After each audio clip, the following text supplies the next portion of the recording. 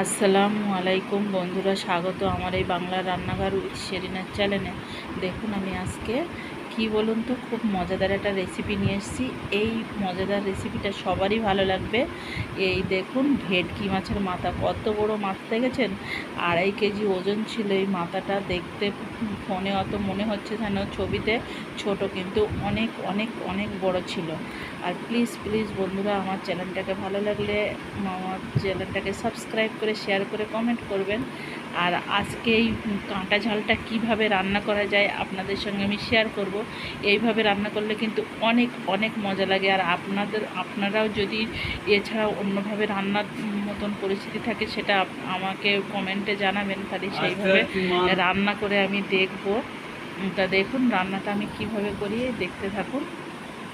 সবার প্রথমে নুন জাল মাখিয়ে আমি মাছটা ভেজে নিচ্ছি। আর মানে ভেজে নেব। আর এই মাছটা কিন্তু আমি কাটতেই পারছিলাম না, বাজার থেকে কেটে নিয়ে আসিনি, আমি খুব কষ্ট করে কেটেছি।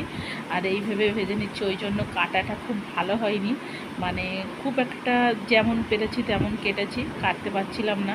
আর মাছ ঝোলটা দেখেছেন তো, ওই মশলা একদম বাড়ি মিক্সারে আমি বেটে নিয়েছি, বেটে নিয়ে অল্প পরিমাণে তেল দিয়েছি। তেল দেওয়ার পরে মশলাটা একটু কষে নেব।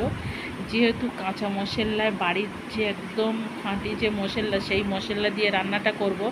আর তেলটা দেব কম, কারণ মাছে প্রচুর প্রচুর প্রচুর পরিমাণে তেল আছে, ওই জন্য তেলটা লাগবে না। তা দেখুন মানে এত সুন্দর কালার চলে এসছে, এমনি দেখলেই ভালো লাগবে। এই কড়াটা আমার চুলোয় রান্না করে কালো হয়ে গেছিলো, তো কী করব, ফেলে দেবো। ওই জন্য কড়াটাই কালো লাগছিলো, কিছু মনে করবেন না। এই কড়াটা কিন্তু রান্না করলে রান্নাটার টেস্টটা খুব সুন্দর হয়। আর মশলাটা মশলার কালারটা এত সুন্দর চলে এসছে কী বলবো। বন্ধুরা আমরা সবাই যদি সবার পাশে থাকি, সবাইকে সাহায্য করি, কিন্তু আমাদের চ্যানেলটাকে অনেক অনেক অনেক এগিয়ে যেতে পারবো, অনেকটা আমাদের ভালো লাগবে। দেখুন আমার রান্না মশলাটা কষানো হয়ে গেছে, তেলটা উঠে গেছে। এবার আমি একেবারে পানি দিয়ে দেবো। পানি দিয়ে তারপরে আমি দেখেন মাছ ভেজে রেখেছিলাম ওটা দিয়ে দেবো। মাছটা দিয়ে দিলাম। দেওয়ার পরে আমি এখন 10 মিনিট ঢাকা দিয়ে রাখবো। 10 মিনিট পরে আমার মাছটা একদম রেডি হয়ে যাবে।